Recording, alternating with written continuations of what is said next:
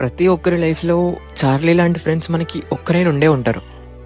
ఈ సాంగ్ విన్నాక కనుక వాళ్ళు మీకు గుర్తొస్తే వాళ్ళని ట్యాగ్ చేయండి.